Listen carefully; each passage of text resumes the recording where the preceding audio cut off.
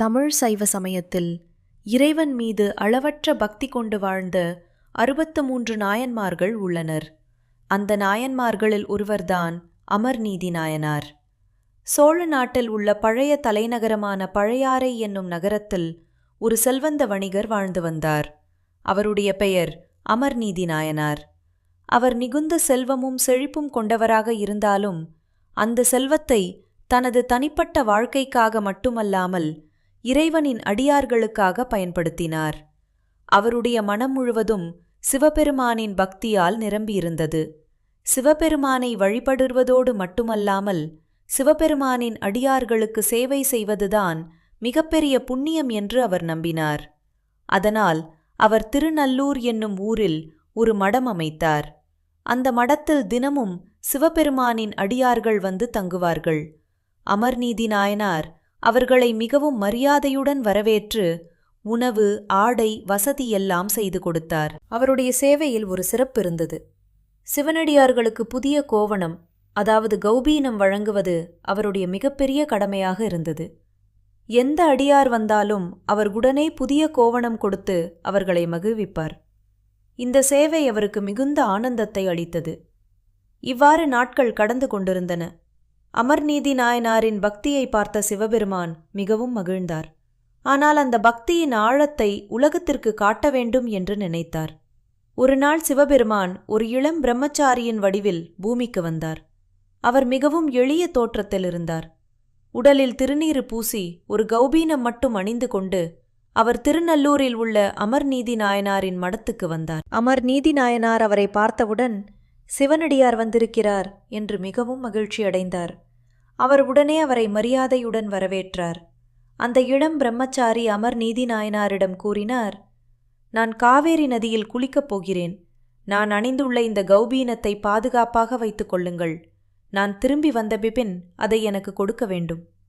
அமர்நீதி நாயனார் அதை மிகுந்த கவனத்துடன் எடுத்துக்கொண்டு பாதுகாப்பாக வைத்தார். பிறகு அந்த பிரம்மச்சாரி காவேரி நதிக்குச் சென்றார். சில நேரம் கழித்து அவர் திரும்பி வந்தார். அவர் வந்தவுடன், நான் கொடுத்த கௌபீனத்தை கொடுங்கள் என்று கேட்டார். அமர்நீதி நாயனார் உடனே அதை எடுக்கப் போனார். ஆனால் அவர் வைத்திருந்த இடத்தில் அது காணவில்லை. அவர் மீண்டும் மீண்டும் தேடினார். வீட்டின் எல்லா இடங்களிலும் தேடினார். ஆனால் அந்த கௌபீனம் எங்கும் கிடைக்கவில்லை. அவர் மிகவும் கவலையடைந்தார். அந்த பிரம்மச்சாரியிடம் வந்து, மன்னிக்கவும், நான் வைத்திருந்த கௌபீனம் காணவில்லை. அதற்கு பதிலாக நான் புதிய கௌபீனம் தருகிறேன் என்று கூறினார். ஆனால் அந்த பிரம்மச்சாரி கூறினார், நான் கொடுத்த கௌபீனத்தின் மதிப்புக்கு சமமானதை தான் நீங்கள் கொடுக்க வேண்டும். அதற்காக ஒரு பெரிய தராசு கொண்டு வரப்பட்டது. ஒரு பக்கத்தில் அந்த பிரம்மச்சாரி வைத்திருந்த கௌபீனம் வைக்கப்பட்டது. மற்றொரு பக்கத்தில் அமர்நீதி நாயனார் புதிய கோவணங்களை வைத்தார். ஆனால் அந்த தராசு சமமாகவில்லை. பிறகு அவர் விலை மதிப்புள்ள ஆடைகள் வைத்தார். பின்னர் தங்க நகைகள் வைத்தார். பின்னர் இன்னும் பல செல்வங்களை வைத்தார். ஆனால் அந்த சிறிய கௌபீனத்தின் எடை இன்னும் அதிகமாகவே இருந்தது. அதை பார்த்த மக்கள் அனைவரும் ஆச்சரியப்பட்டனர். அமர்நீதி நாயனார் உடனே உணர்ந்தார், இது சாதாரண மனிதன் அல்ல, இது இறைவனின் சோதனை. அவர் அமைதியாக தனது மனைவியையும் மகனையும் அழைத்தார். நாம் இறைவனுக்காக வாழ்கிறோம், நம்முடைய வாழ்க்கையே இறைவனுக்கு அர்ப்பணிப்பு என்று கூறினார். பிறகு அவர் தனது மனைவி மற்றும் மகனுடன் சேர்ந்து அந்த தராசின் மற்ற பக்கத்தில் ஏறினார். அவர்கள் முழு மனதுடன் இறைவனை நினைத்து தங்களை அர்ப்பணித்தனர். அந்த நொடியில் ஒரு அதிசயம் நடந்தது. தராசு சமநிலையில் வந்தது. அந்த தருணத்தில் அந்த பிரம்மச்சாரி தன் உண்மையான தெய்வீக வடிவத்தை வெளிப்படுத்தினார். அவர் வேறு யாரும் இல்லை, சிவபெருமான். அவருடைய உடலில் தெய்வீக ஒளி பிரகாசித்தது. அவரது கையில் திரிசூலம், ஜடையில் கங்கை, தலையில் சந்திரன். அந்த காட்சி அனைவரையும் அதிசயத்தில் ஆழ்த்தியது. சிவபெருமான் அமர்நீதி நாயனாரை பார்த்து மகிழ்ச்சியுடன் கூறினார், உன் பக்தி உண்மையானது. நீ செல்வத்தை மட்டுமல்ல, உன் உயிரையும் அர்ப்பணிக்க தயாராக இருக்கிறாய்.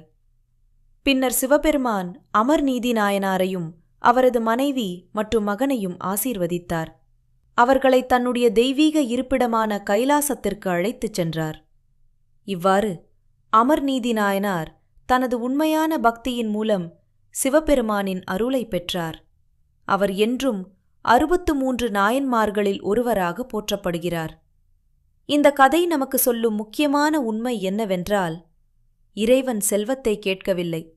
அவர் நம் மனத்தின் உண்மையான பக்தியையும் அர்ப்பணிப்பையும் தான் பார்க்கிறார்.